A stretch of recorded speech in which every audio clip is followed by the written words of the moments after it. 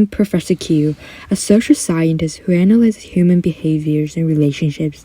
I'm also the host of Goodbye Love. I'm excited to announce the names of our celebrities today. Many of our audiences have been asking us to invite them to the show. Let's welcome Prince Hamlet and Ophelia. Hi, I am Ophelia. I appreciate the valuable opportunity Professor Q has given to me. I hope this show will be the platform for my hidden voice. Valorous evening, mine own fellows in front of this square box. How doth he call it? Oh, scream. I am Hamlet from Elsinore, Denmark. My father is King Hamlet. Nice to meeteth thee, Professor Q. Nice to meet you all. Well, it's outside of Shakespeare's book now. You don't need to speak like an old dude from a certain century. Just for your convenience and our audiences. As you know, many couples who came here have some problems in their relationship. Shall I know your complaints throughout the relationship? I loved her very, very much more than you think. My love letters were the most famous. Everyone knew that, even though I hate how Polonius read them off in front of others. Anyways, you doubt the star and fire, but not the love I had for Ophelia. However, my love was gone like the wind now. Let her explain to you. She must have a lot to say. I have a very complex feeling towards our relationship. I enjoyed it once, but I doubted it when we had a fight in the castle. My father required me to talk to Hamlet after we separated for quite a while. I gave back the gifts, and he got extremely mad and asked me to go to the nunnery as quickly as possible. That was the harshest word I have ever heard in my entire life. I'm sorry to hear that. Could you elaborate a bit more? Let me think. Oh, right. He also said to me that I am the breeder of sinners. I was totally shocked by his cruel words. Have I ever said that, Ophelia? Sorry for interrupting. Let's see the VCR.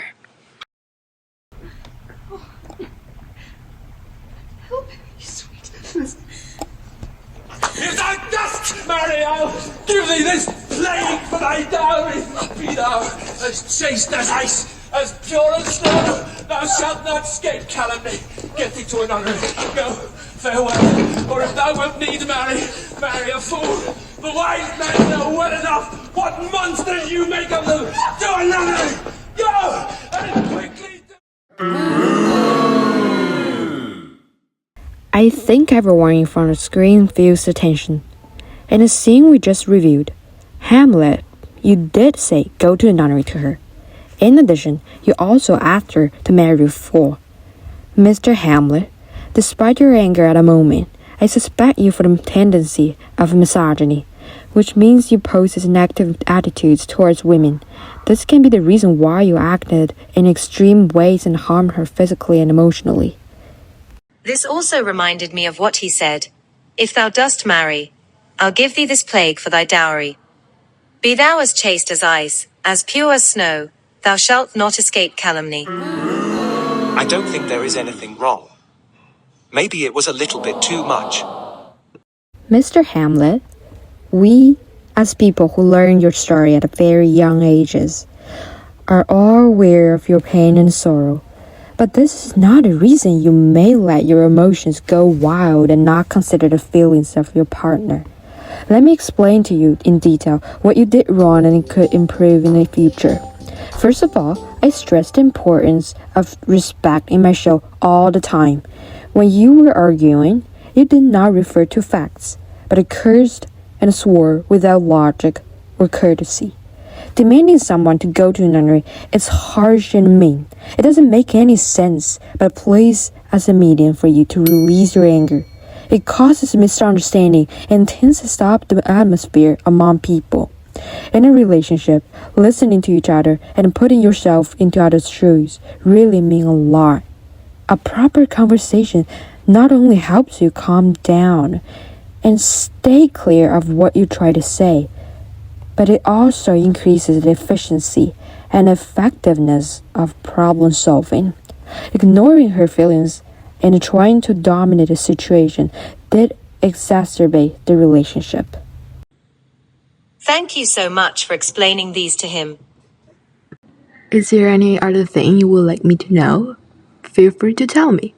And this is the reason for having the show for couples. Yes, there is another thing that has worried me for quite a while. He insulted me multiple times regarding my beauty and purity, and how my purity was ruined by beauty. He judged my body and put his head on my lap in public during a play. I felt uncomfortable, but I didn't know what to do. That was probably the reason why my brother and father blamed me for being with him and therefore losing my fame and value. Many of my friends have shared with me that they had similar experiences. Unfortunately, no one in school had ever taught us the right way to deal with situations like this at that age.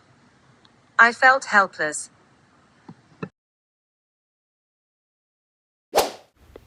I'm so sorry to hear this, Ophelia. Women back that age suffered a lot and didn't get the rights and respect they deserved due to oppression from society and patriarchy. Social norms gradually shaped women to be as obedient as they wished. There's a term called male gaze, which means how men objectify women regarding their physical traits. Although we might not be able to alter society or others, I want to tell you that one's beauty or value is never built based on others' judgments or comments. You could be the one in your desire. Also remember to say no to anyone or anything when they make you feel uncomfortable or intrude on your privacy. It's essential to love who you are and recognize your own advantages. I see. It's very, very helpful and insightful. I will try to be confident in myself in the future. I will also share with my friends in terms of what you have told me. Sorry for interrupting your speech, Professor. I was wondering what modern society women do for a living. Don't they stay in houses and take care of children and husbands anymore? It's good you came up with questions. I can't be more willing to explain.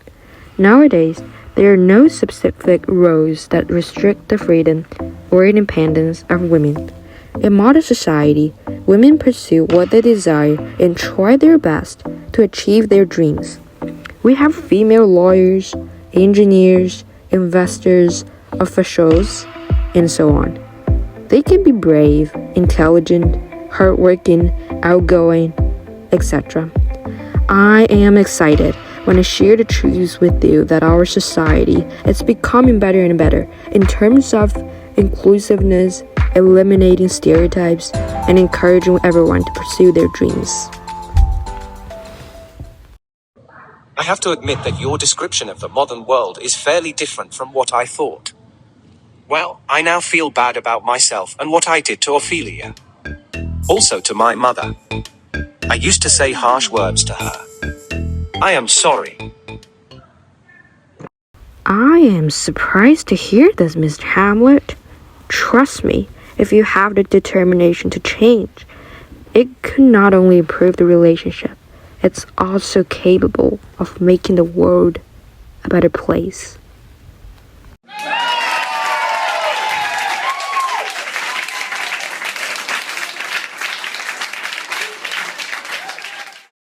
Thank you very much, everyone. Thank you for coming here, Hamlet and Ophelia. I hope this helps to resolve your problem, or it's still up to you guys to do whatever you want. So, that's it for our show tonight. Good night, everyone, and see you next week.